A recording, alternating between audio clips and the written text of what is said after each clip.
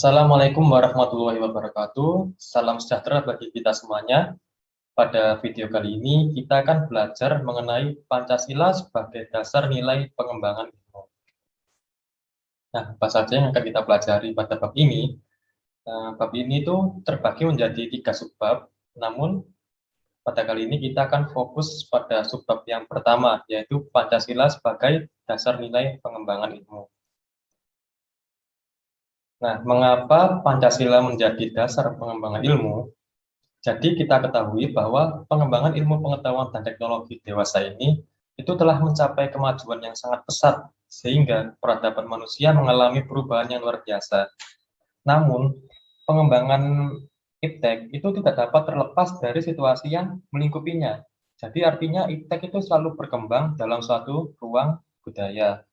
Sehingga perkembangan iptek pada gilirannya bersentuhan dengan nilai-nilai budaya dan nilai-nilai agama.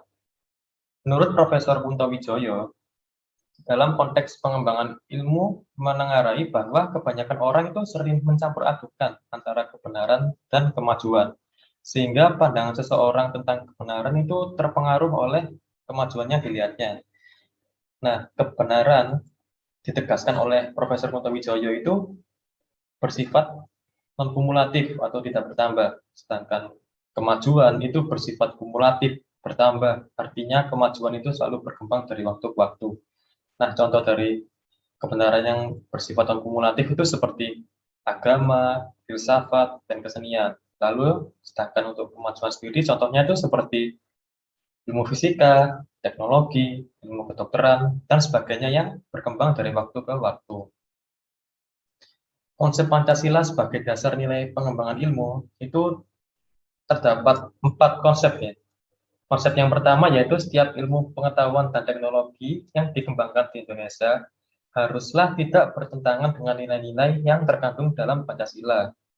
Nah, ini memiliki pengertian bahwa iptek itu tidak bertentangan dengan nilai-nilai yang terkandung dalam Pancasila, mengandung asumsi bahwa iptek itu sendiri berkembang secara otonom, kemudian dalam perjalanannya dilakukan adaptasi dengan nilai-nilai Pancasila.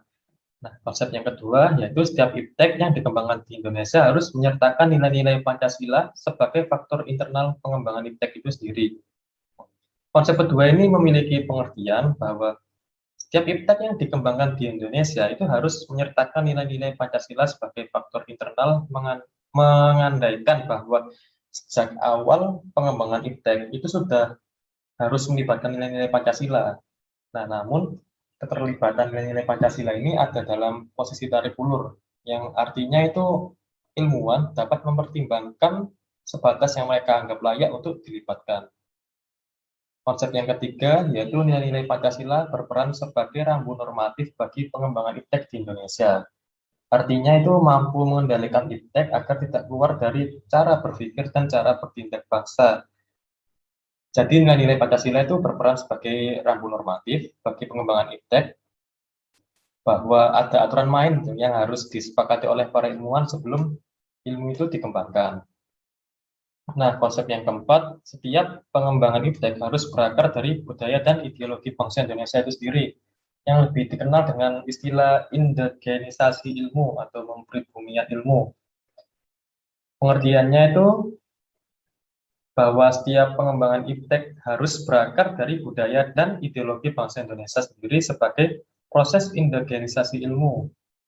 Bahwa Pancasila itu bukan hanya sebagai dasar nilai pengembangan ilmu, tetapi sudah menjadi paradigma ilmu yang berkembang di Indonesia. Untuk itu, diperlukan penjabaran yang lebih rinci dan pembicaraan di kalangan intelektual Indonesia sejauh mana nilai-nilai Pancasila selalu menjadi bahan pertimbangan bagi keputusan-keputusan ilmiah yang diambil. Lalu selanjutnya adalah urgensi Pancasila. Jadi pentingnya Pancasila sebagai dasar pengembangan ilmu itu dapat ditelusuri ke dalam hal-hal berikut ini, seperti yang pertama yaitu pluralitas. Pluralitas nilai yang berkembang dalam kehidupan bangsa Indonesia dewasa ini sering seiring dengan kemajuan iptek menimbulkan perubahan dalam cara pandang manusia tentang kehidupan.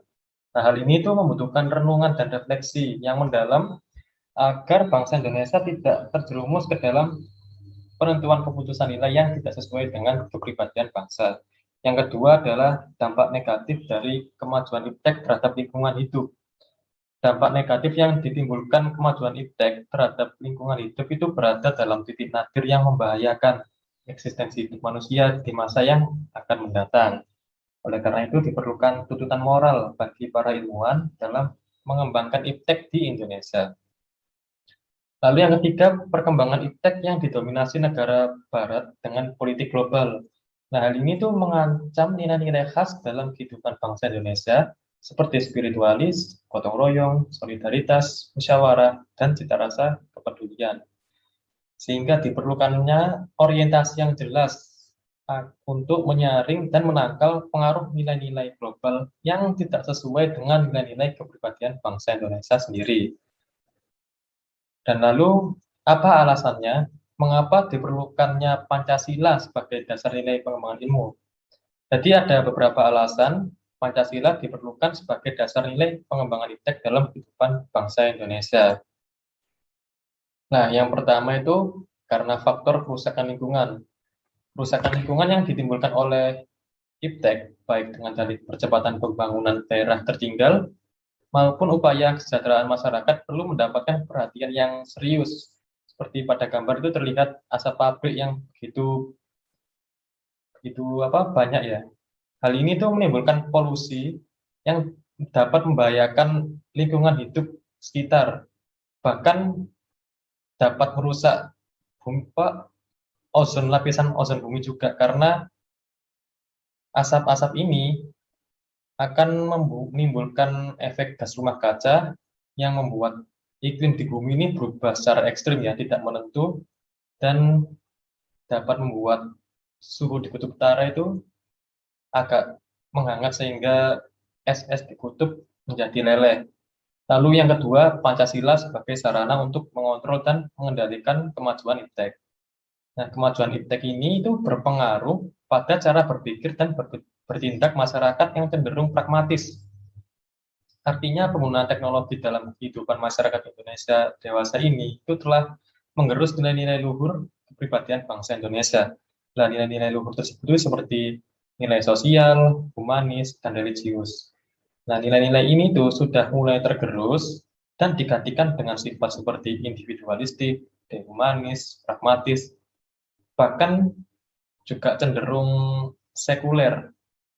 Dan yang ketiga, nilai-nilai kearifan lokal yang menjadi simbol kehidupan. Jadi Pancasila sejak zaman dahulu ya, sebelum disusunnya Pancasila dirumuskan dalam suatu sistem nilai, sesungguhnya nilai-nilai Pancasila ini sudah menjadi pandangan hidup bangsa Indonesia sejak zaman dahulu. Dan nilai-nilai ini sudah terwujud dan dipegang teguh oleh masyarakat Indonesia. Nilai-nilai tersebut itu seperti percaya kepada Tuhan, gotong royong, musyawarah, solidaritas, atau kesetia kawanan. Nah, nilai-nilai ini itu mulai digantikan dengan gaya hidup global seperti individualis, tidak patuh membayar pajak, yaitu free rider ya, lalu sifat hedonisme yang suka hidup berlebihan atau hidup mewah. Padahal rakyat Indonesia sendiri zaman dahulu itu gaya hidupnya ya biasa-biasa saja, sederhana. Lalu tidak musyawarah, orang-orang lebih memilih voting daripada melakukan musyawarah, dan seterusnya.